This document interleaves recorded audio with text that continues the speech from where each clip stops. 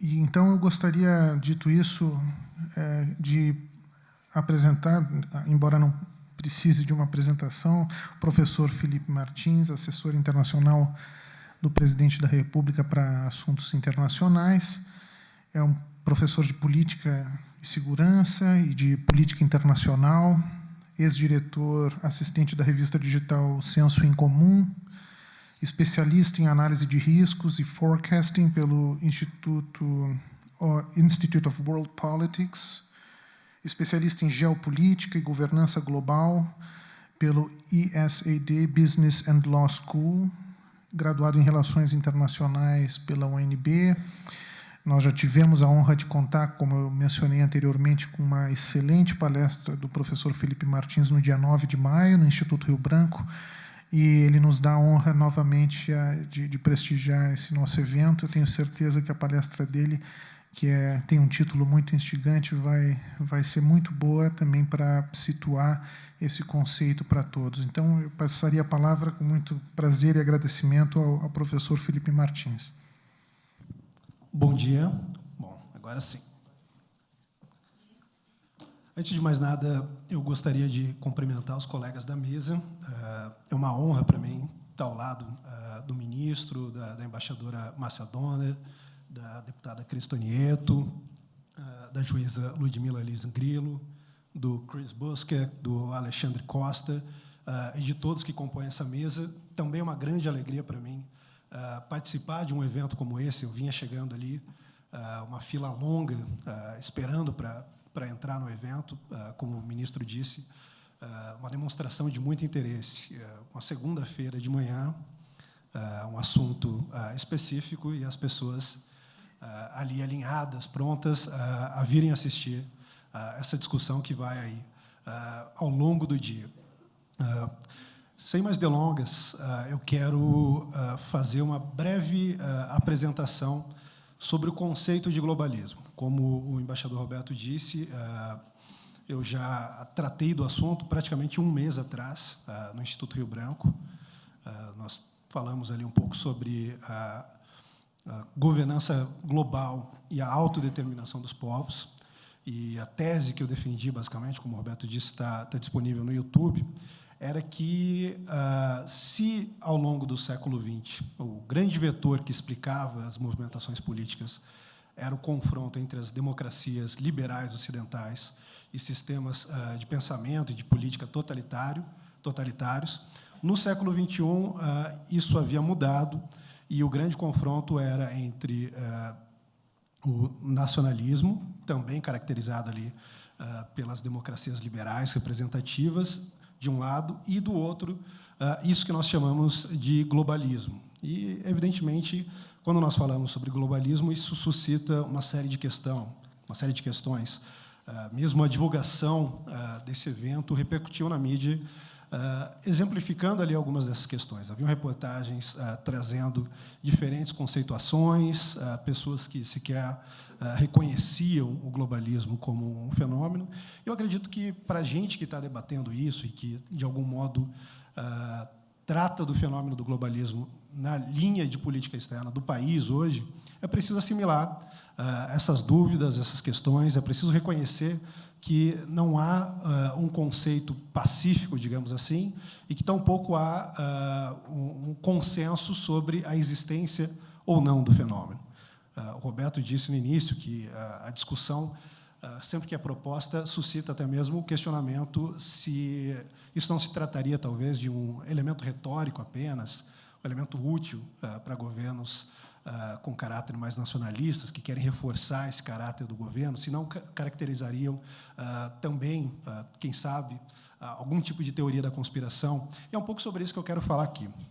De um lado, analisar se isso é uma teoria da conspiração, e, de outro, defender o motivo pelo qual eu acredito que esse é um fenômeno político observável. E, para fazer isso, eu vou começar aqui, então, definindo o que é a teoria da conspiração e o que é um fenômeno político observável dentro aí da tradição da ciência política, dentro da tradição dos estudos de filosofia política, de modo mais abrangente.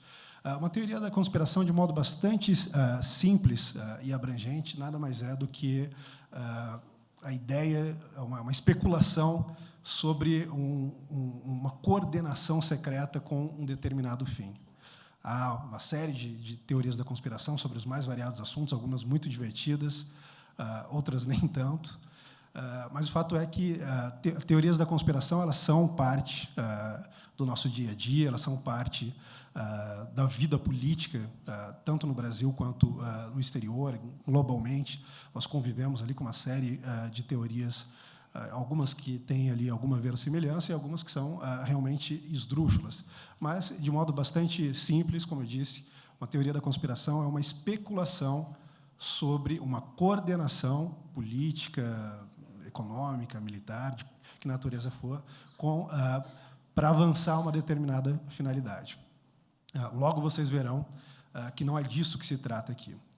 De outro lado, um fenômeno político observável. Nós temos diferentes formas de tratar de um fenômeno político. Nós temos diferentes modos de abordar um fenômeno político, até porque os fenômenos políticos se manifestam de diferentes maneiras. Isso vai variar de acordo com a metodologia que se adota, a escola teórica que se adota, mas, basicamente, nós temos formas de identificar se uma certa corrente política, se uma certa linha de pensamento ou se um certo conjunto de ações tem ou não relevância para o rumo do viver político, do viver histórico.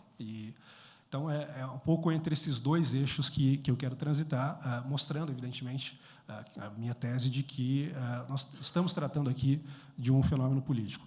Eu quero dizer, evidentemente, que sequer seria necessário, depois da introdução que o ministro fez, e, ao final do dia, eu tenho certeza de que a minha apresentação se revelará a mais inútil de todas elas. Nós teremos aqui algumas aplicações práticas do fenômeno em áreas como a educação, como o processo legislativo, judiciário. Isso tudo vai bastar por si só, mas eu gosto dessa discussão conceitual e eu acho importante a gente analisar ela. Então, para a gente analisar onde se encaixa o globalismo, eu vou começar com uma definição do próprio globalismo. O globalismo, essa é uma definição que eu cunhei, mas que não foge muito do que vários autores, pensadores e agentes políticos têm usado.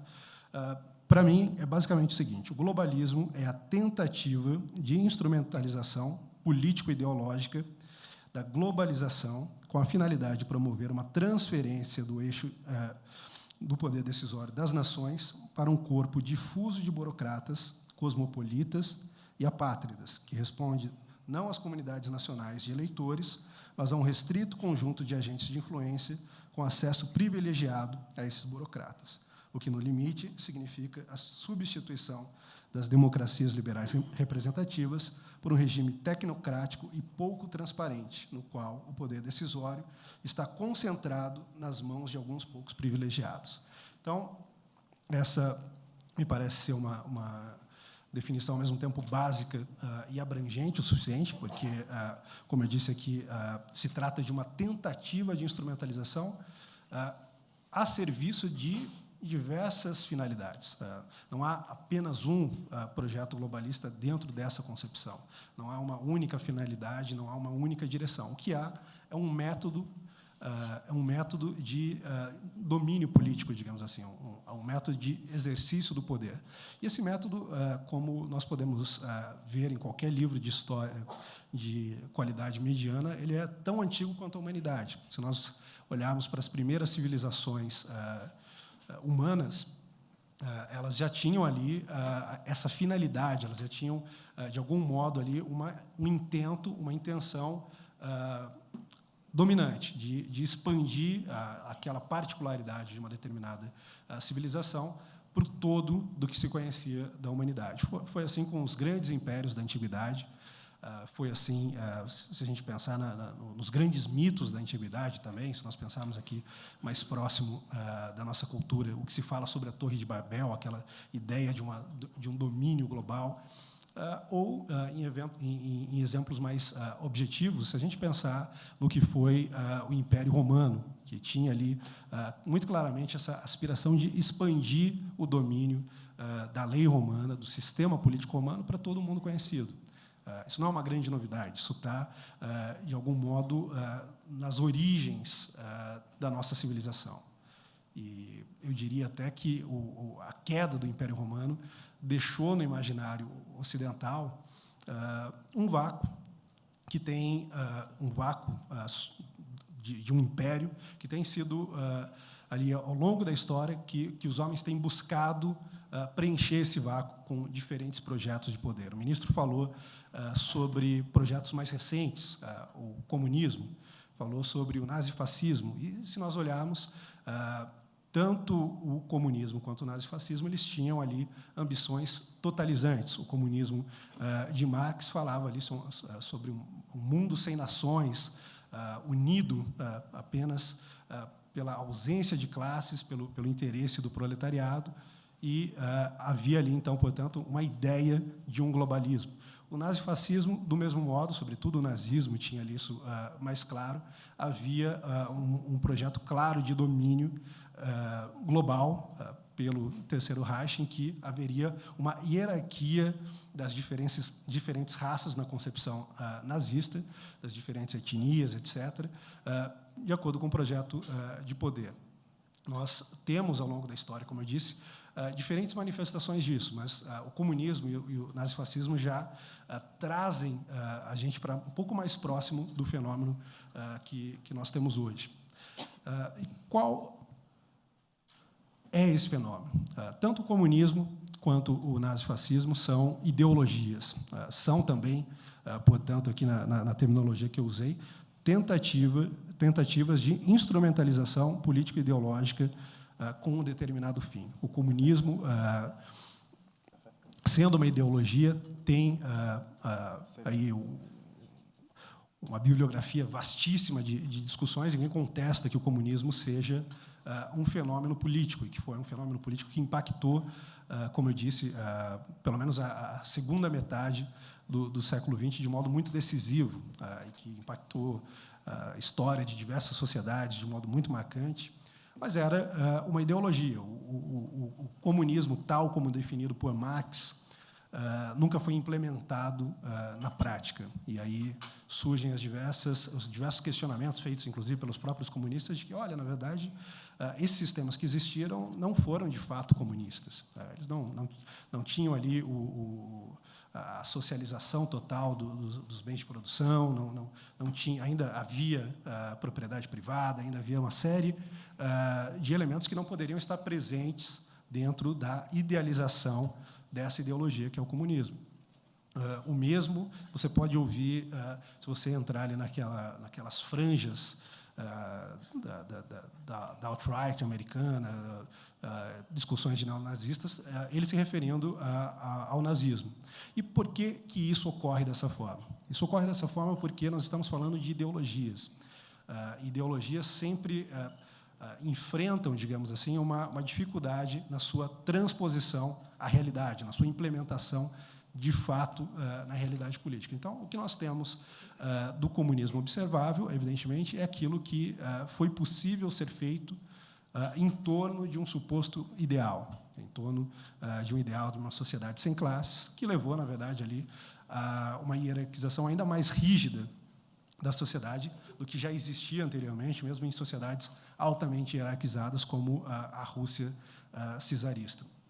E o mesmo vale para o globalismo. Então, se nós temos uma ideologia, e as ideologias elas não são passíveis de serem observadas tal como são definidas na sua transposição plena na realidade, isso significa que nós precisamos observá-las na defesa que se faz dessas ideias, daqueles que propõem essa proposta e daqueles que tentam avançá-la, ainda que na prática ela se manifeste de outro modo. E aqui, por exemplo, quando se fala sobre globalismo, uma das contestações mais comuns que se ouve é de que não há um governo mundial. E, evidentemente, ninguém aqui discorda disso. Ninguém discorda também que pelo menos eu não discordo, que um governo mundial sequer seja possível. Eu acredito que há muitas variáveis envolvidas na sociedade, há muitas variáveis envolvidas na ação humana que são impossíveis de serem controladas nessa imagem um pouco amalucada que se faz de um governo mundial. Mas o que há é o que eu apresentei aqui, uma tentativa de instrumentalizar certas ideias que tem como efeito prático a mudança do eixo decisório dos parlamentos nacionais, das democracias representativas, para instâncias supranacionais, transnacionais, mais ou menos democráticas, mais ou menos transparentes, mais ou menos acessíveis ao cidadão comum. No mais das vezes, muito pouco acessíveis, como eu coloquei aqui, o que acaba culminando ali numa espécie de tecnocracia, numa espécie de domínio daqueles que possuem algum saber técnico, e daqueles que, em nome de um saber técnico, vão impor à maioria determinadas diretrizes, determinadas vontades. Isso é muito passível de ser observado. Eu estou fazendo aqui essa análise, digamos, em tempo real, mas se nós podemos olhar na própria literatura mainstream de relações internacionais, esses assuntos sempre foram discutidos. Há uma tentativa de se dizer que esse não é um assunto da academia, mas eu citaria, por exemplo, o Alexander Wendt, que é talvez aí um dos maiores teóricos das relações internacionais hoje. E ele tem um artigo muito célebre em que ele basicamente defende a tese de que um Estado global é inevitável. E o artigo chama exatamente isso, porque o Estado global é inevitável. Ele vai discorrer ali sobre uma série de ideias, não só dos teóricos das relações internacionais, como de filósofos ao longo da história, mostrando que sempre houve um impulso, de algum modo, rumo a um mecanismo de governança global que permitisse, de fato, fazer a transferência desse eixo das instâncias nacionais, que, segundo Wendt, são problemáticas, lembrando aquela ideia ali de que o sistema anárquico é aquilo que os Estados fazem deles, e, portanto, dentro da proposta construtivista dele, isso seria passível de mudança a partir de uma mudança de percepção, de uma mudança cultural. E ele resgata alguns pensadores que tinham uma ideia muito parecida e que não são autores tão desconhecidos da gente. Se a gente pensar, por exemplo, num Hans Morgenthau, em um dos capítulos do seu Política entre as Nações, ele trata exatamente da viabilidade ou não de um governo global. Ele primeiro diz que acreditava, ali, seguindo logicamente as premissas do realismo, que só haveria uma paz de fato se houvesse um governo global. Em seguida, é verdade, ele diz que esse governo global não era possível e tampouco alcançável a curto ou médio prazo. Mas, se nós pegarmos outros artigos, e, sobretudo, publicações dele em jornais, em revistas, nós veremos que ele defendia com muita clareza a ideia de que era possível fazer uma transição gradual rumo a um mecanismo de governança global que, na prática, assimilasse ali os Estados ainda como elementos, como componentes desse grande sistema de governança, mas que diluísse tanto quanto possível os interesses nacionais e evitasse os conflitos. Uma visão que se aproximava, inclusive, muito com a dos liberais utópicos que o Hans Morgenthau rechaçava e criticava com bastante veemência. Em um desses artigos, ele defende a ideia de que, para que se chegue nesse mecanismo, era primeiro necessário construir uma consciência de uma comunidade global.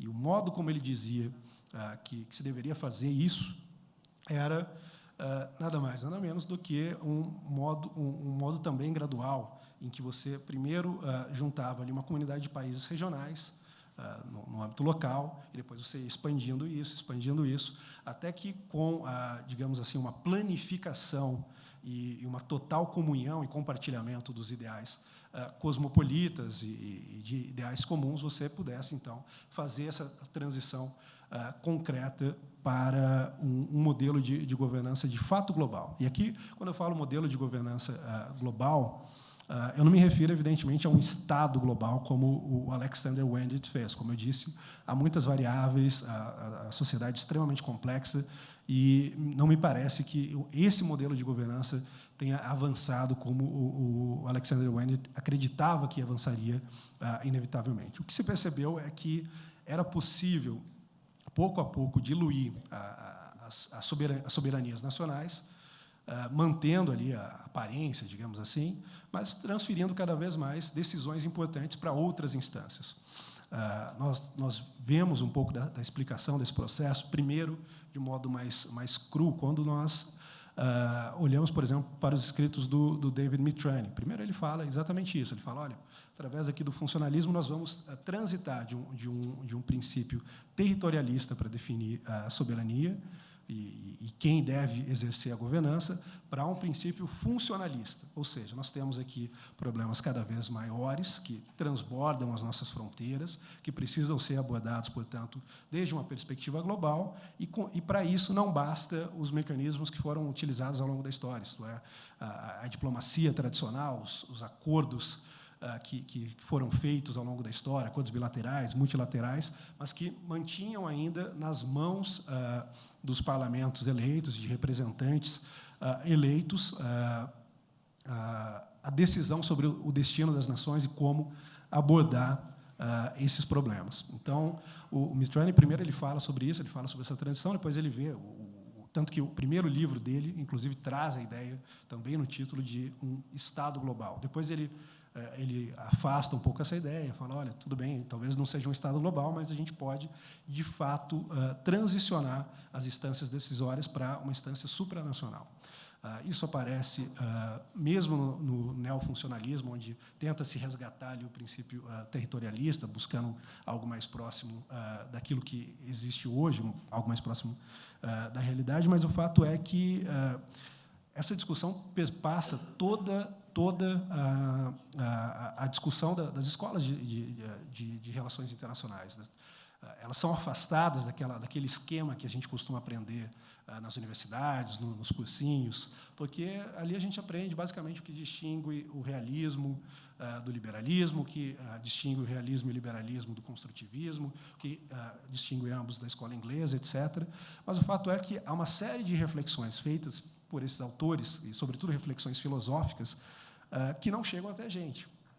No máximo, ali nós temos algum contato com interpretações bastante diluídas da paz perpétua do Kant, de outros autores liberais que tinham ali, de algum modo, uma percepção também de uma sociedade, de uma comunidade global que comungasse ali de certos valores, mas nós não nos aprofundamos nesses autores. Por isso mesmo, no final aqui, eu quero deixar uma bibliografia de sugestão para que aqueles que queiram se adentrar nesse debate possam ali, previamente, esse é um preceito básico de qualquer discussão, se familiarizar com o assunto e depois, sim, a gente poder se aprofundar na discussão. Então, olhando para tudo isso, olhando que mesmo teóricos mainstream, como eu disse, e o exemplo do Alexander Wendt talvez seja um dos maiores, defendem essa ideia, nós temos aqui muito bem estabelecida o fato de que essa é uma ideia real, ela existe e ela tem algum impacto. Um segundo dado que eu gostaria de trazer são as biografias de certas figuras que estiveram presentes, por exemplo, na criação de certas agências da ONU, como a Unesco, como a Organização Mundial da Saúde e outras organizações. Por exemplo, quando a gente fala sobre a Organização Mundial da Saúde, tem uma frase do George Brock Chisholm, que foi diretor dessa agência, que basicamente ele diz o seguinte: para alcançar qualquer forma de governo global, é necessário remover da mente das pessoas, da mente dos homens, o seu individualismo, a sua lealdade à família, o seu patriotismo nacional e os dogmas religiosos. Ou seja, o que ele estava dizendo esses são os elementos que, de algum modo, permitem as nacionalidades se distinguirem entre si, as comunidades humanas terem identidades próprias e não se juntarem tão proximamente como ele desejaria aqui. Então, para avançar nesse intuito, era necessário corroer ali esse individualismo, corroer a lealdade para a família, da qual nascia o tribalismo, e do tribalismo, segundo ele, que nascia as nacionalidades, o patriotismo nacional e os dogmas religiosos. Afinal de contas, para que você forme uma comunidade global, você precisa ali ter uma moral compartilhada por todos esses grupos, por todas essas comunidades. E quando você tenta juntar ali diferentes religiões, talvez a coisa não funcione tão facilmente. E aqui, conforme eu falo sobre esse objetivo, talvez até transpareça aqui algumas das finalidades, pelo menos autoproclamadas, que alguns globalistas dão para esse projeto. E não são finalidades terríveis, assustadoras ou qualquer coisa assim. Basicamente, eles falam sobre paz e prosperidade. Paz e prosperidade. Qualquer pessoa aqui, tenho certeza, desejam essas coisas para o nosso país, para o mundo. Qualquer pessoa que está aqui presente, eu tenho certeza que não vê nada de errado em buscar a paz e a prosperidade. Qual é o grande problema disso? Se nós olharmos para o comunismo, mencionado pelo ministro, se nós olharmos para o nazifascismo, de algum modo, para públicos selecionados, eles também prometiam paz e prosperidade. Hitler prometia paz e prosperidade para os arianos, para as raças superiores e coisas imbecis como essas. O Marx e os marxistas prometiam também paz e prosperidade, uma vez que se chegasse à sociedade sem classe, uma vez que se chegasse ao comunismo, de fato. E aí nós teríamos uma paz e uma prosperidade sem igual. E os poucos escritos que nós temos de Marx sobre como seria essa sociedade, eles beiram ali a fantasia utópica, quase chegando ali do que Marx mesmo chamava de socialismo utópico, só que sem as baleias colaborando com o homem, aquela coisa mais um pouco bizarra. Mas e qual foi o saldo dessas ideologias? Qual foi o saldo do comunismo prometendo a paz e prosperidade? Foi um saldo de morticínio, de supressão da liberdade, de fome, de miséria. O mesmo aconteceu com o nazismo e o mesmo aconteceu com outras ideologias ao longo do século XX. E, na esteira dessas ideologias, na esteira da destruição dessas ideologias, começou a ganhar força essa ideia. Olha, talvez o grande problema da humanidade seja, de fato, a existência das nações. Essa é a explicação tradicional que nós recebemos. O nacionalismo foi o grande causador da Primeira e da Segunda Guerra Mundial. Mas como se, na origem dessas guerras, estavam, na verdade, impérios que buscavam expandir o seu território, expandir o seu domínio, e, por que não dizer, no limite, buscar um alcance global para o seu domínio. Buscar, portanto, um globalismo. Por que nós colocamos na conta do nacionalismo isso?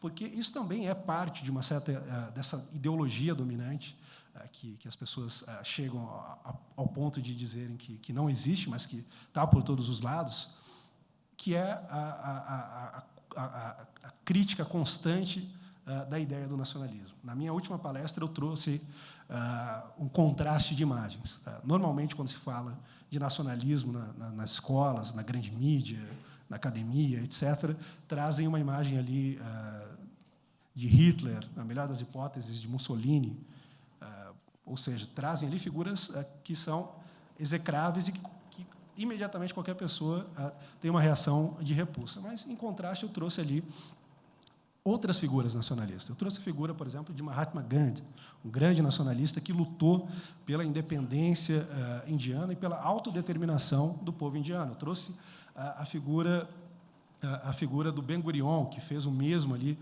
pelo povo judeu, também tentando garantir ao povo judeu uma nação onde o povo judeu fosse soberano para decidir o seu destino. E trouxe uma série de outras figuras que mostram bem como a seleção dessas imagens, a seleção dessas correlações que se fazem entre uma ideia e certas figuras podem determinar a forma que nós vemos elas. Então, nessa concepção, dentro dessa definição que eu dei de globalismo, dentro dessas duas dualidades possíveis que nós temos, o comunismo, o nazifascismo e todas essas outras ideologias que são falsamente associadas ao nacionalismo, porque são imperialistas. O imperialismo ele suprime as nacionalidades, ele suprime as nações.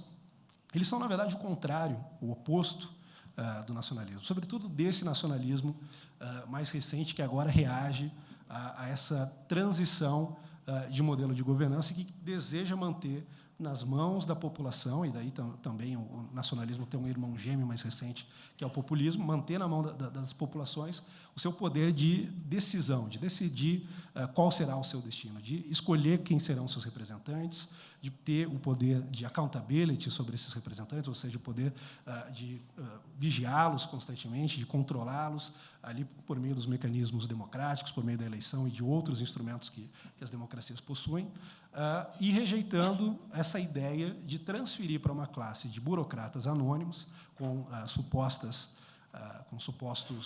poderes ou com supostos conhecimentos tecnocráticos avançados e complexos demais para o homem comum, rejeitando essa ideia de transferir para essas pessoas o poder decisório. Então, basicamente, aqui, nós temos a ideia de que há, no ambiente em torno, uma difamação do nacionalismo. Eu já fiz essa experiência. Nós perguntamos a alunos de relações internacionais, nós perguntamos a alunos de política internacional como eles defenderiam o Estado nacional. A maioria deles não sabe, porque tudo o que eles ouvem é que, gradativamente, o Estado nacional está se tornando obsoleto e que nós temos outros mecanismos mais sofisticados, mais avançados, para definir os rumos globais, que são melhores para a paz, são melhores para a prosperidade, são melhores para o meio ambiente, para uma série de outras questões.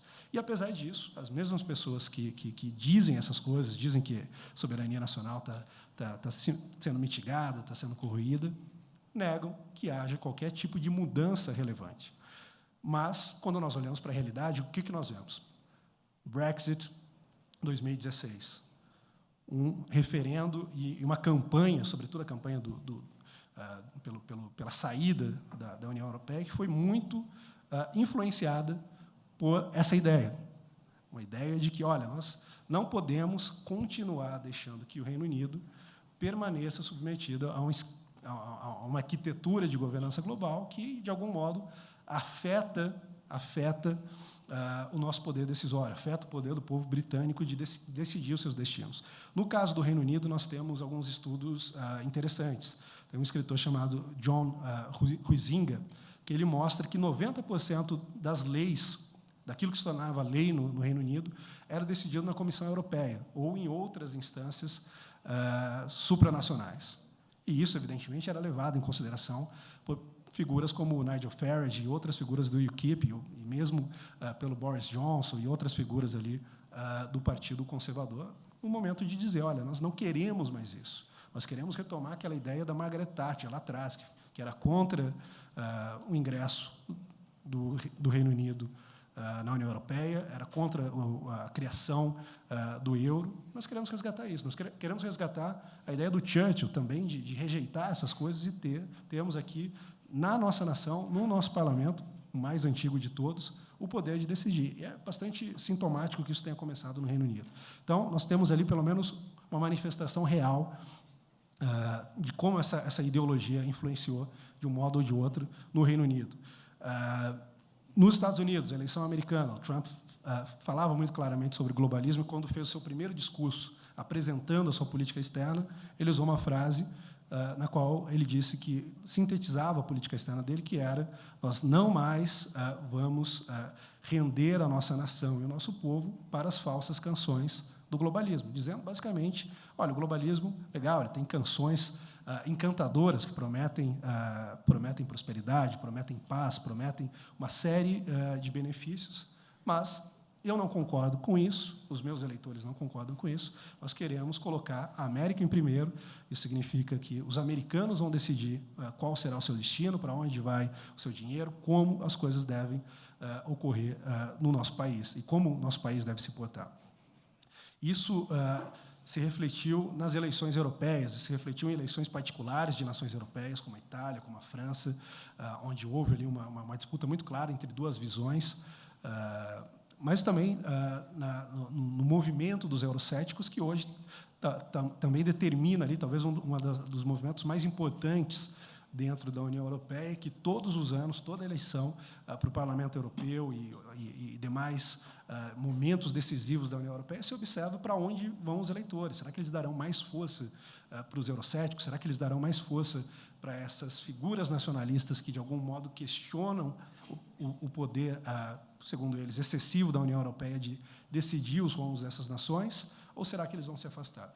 Gradativamente, o que nós temos visto é que a população tem se aproximado desses políticos, dos políticos que verbalizam essas preocupações.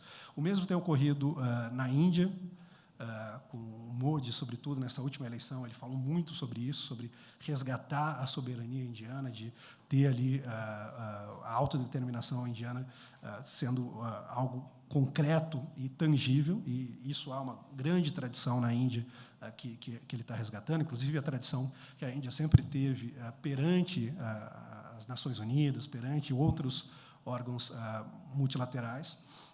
Isso ocorre na Rússia, isso ocorre no Japão, ou seja, as grandes potências do mundo hoje, de algum modo, são influenciadas pela adesão ou rejeição dessas ideias.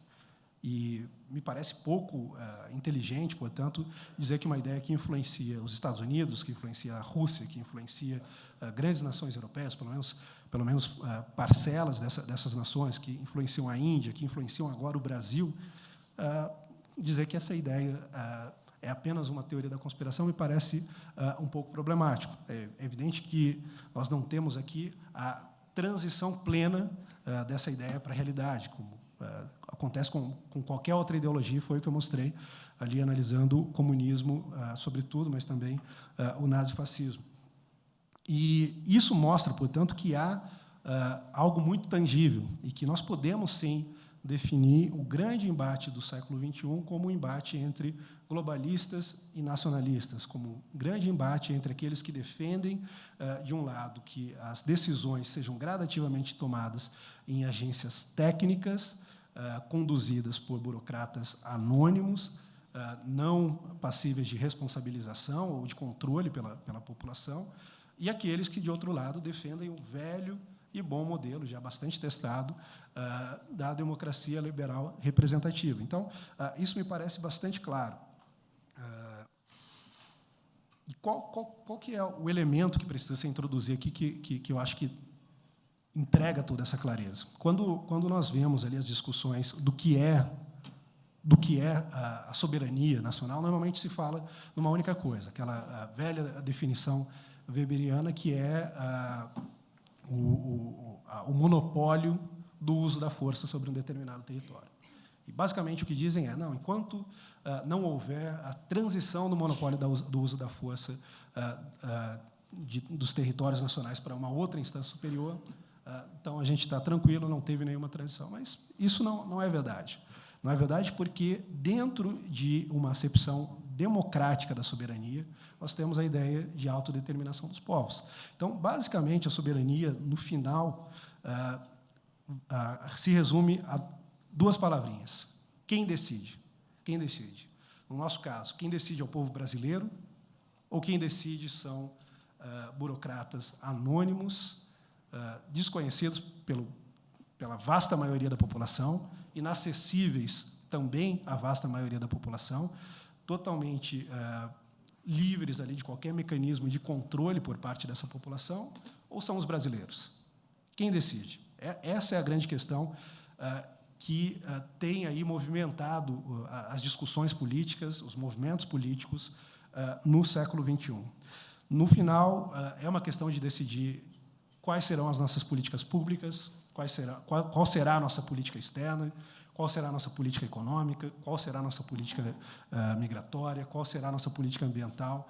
É uma questão, de fato, de confiar na democracia, confiar na população, confiar nos mecanismos que foram testados ao longo da nossa história, para que a população, seja a população brasileira, a população americana, sejam as populações nacionais de onde forem, possam retomar o seu poder de decisão.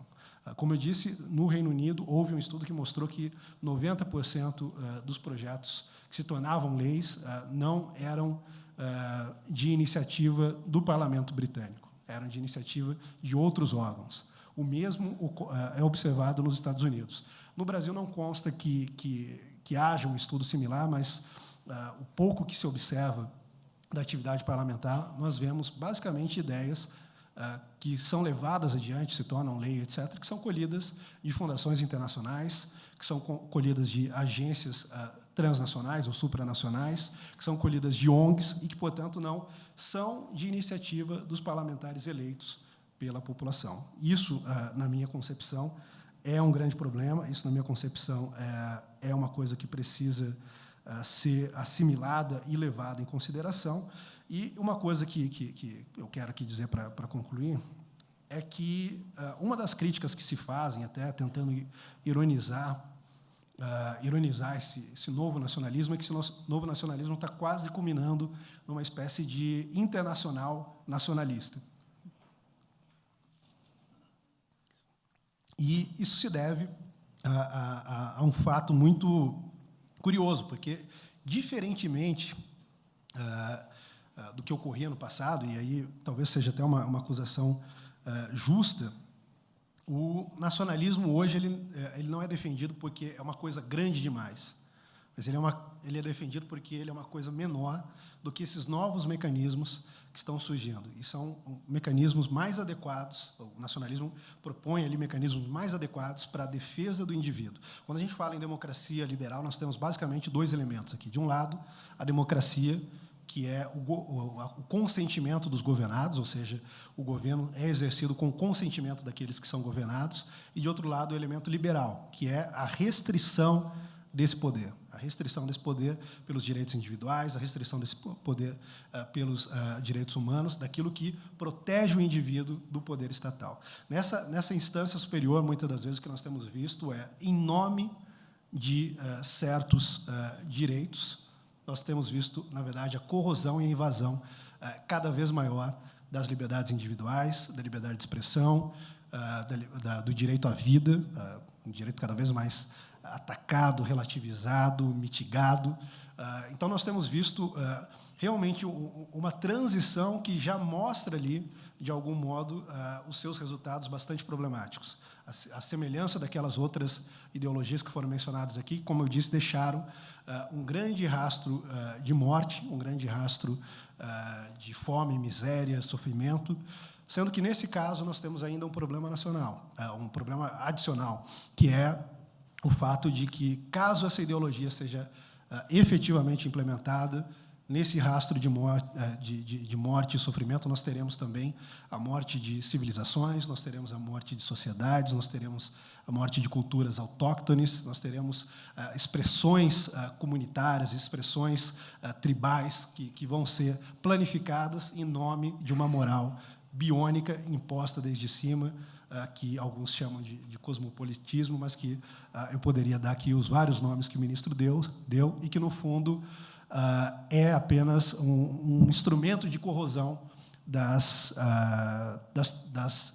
tradições morais, da moralidade tradicional, da religiosidade tradicional, de tudo aquilo que, ao longo da nossa história, impôs limites à atuação da política. Nós temos hoje a politização total das vidas. Nós temos hoje a politização total da sociedade. Tudo hoje é assunto político, tudo hoje é tratado politicamente. Isso é um grande problema, porque, ao longo da história, nós tínhamos delimitações muito claras do que era instrumento do poder decisório dos agentes políticos e aquilo que era assunto privado, assunto da sociedade, assunto que se deveria resolver na movimentação orgânica e espontânea da sociedade. Hoje, cada vez mais, nós temos mecanismos tecnológicos, nós temos mecanismos científicos que permitem invadir esse campo, quando nós vemos, por exemplo, no âmbito da educação, que a deputada Cristo Nieto vai tratar, o uso que se faz ali de certos instrumentos, de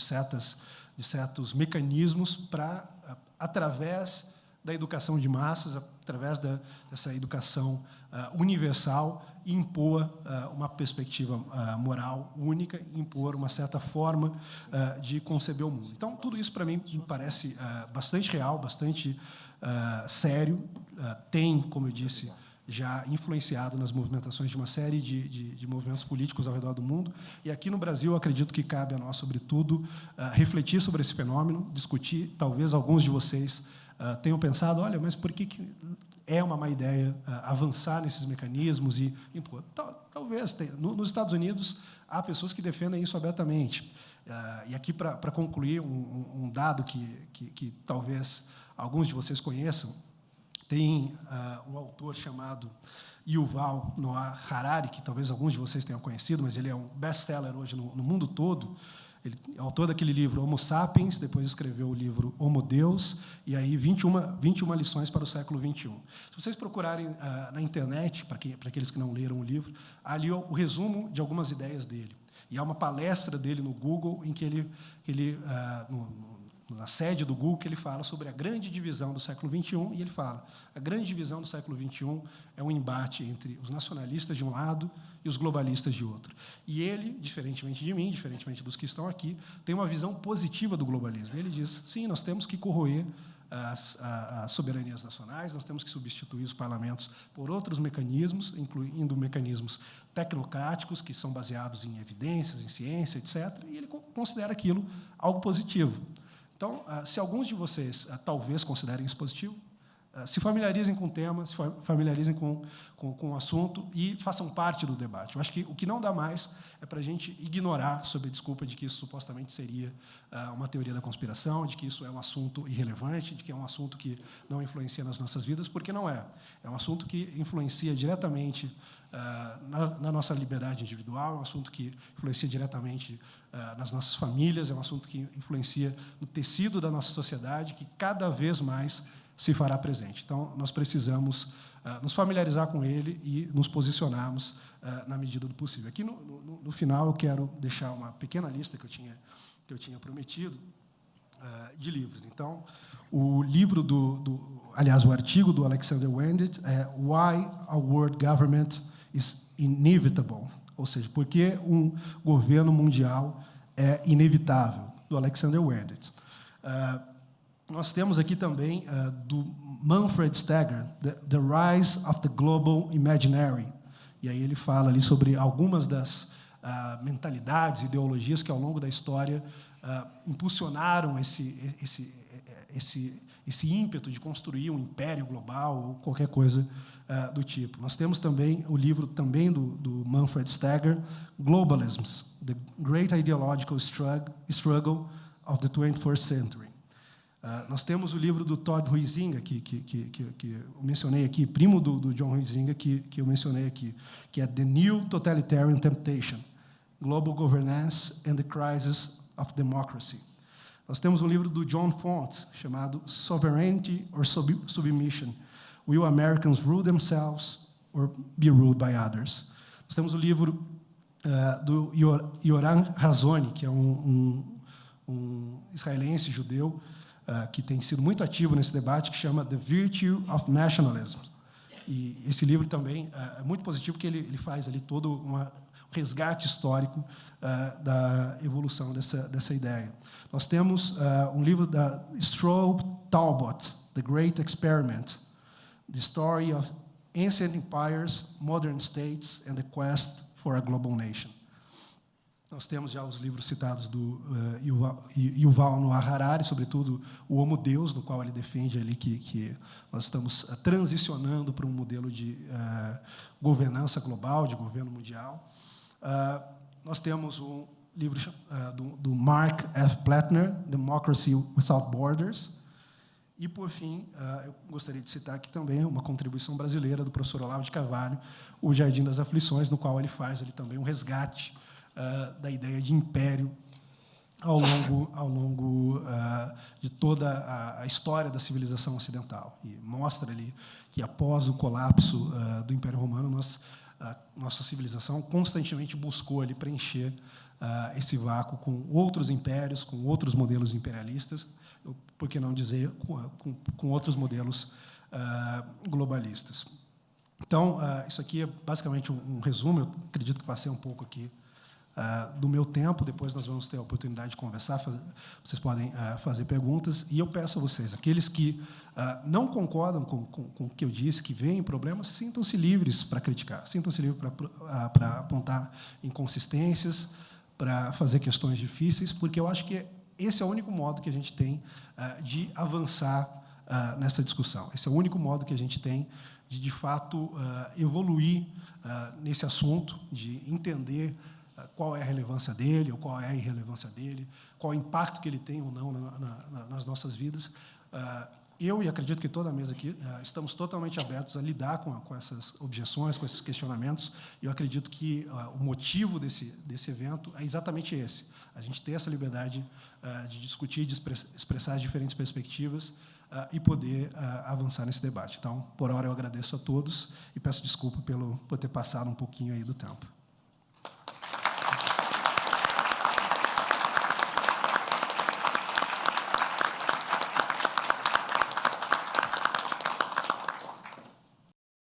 Muito obrigado, professor Felipe Martins, pela sua brilhante, verdadeira aula, sempre muito didático, muito claro, preciso. Agradeço também por essa bibliografia indicada. Eu acho que esse é um dos objetivos desse evento, de também indicar fontes de pesquisa adicionais às senhoras e senhores que desejem se aprofundar nesse tema com seriedade, sem preconceitos, e depois, claro, formar a sua própria posição. Eu queria reiterar a possibilidade, obviamente, de que as senhoras e senhores façam perguntas por escrito. Esses papeizinhos foram distribuídos na inscrição e quem tiver alguma indagação poderá passar para os nossos assessores que estarão circulando.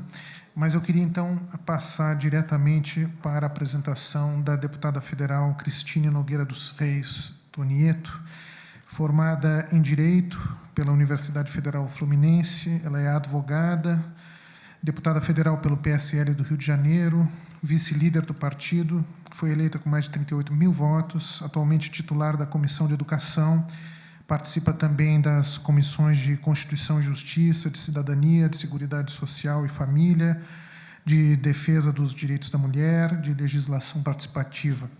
Então, sem mais, eu passaria, então, a palavra à deputada Tonieto, por favor.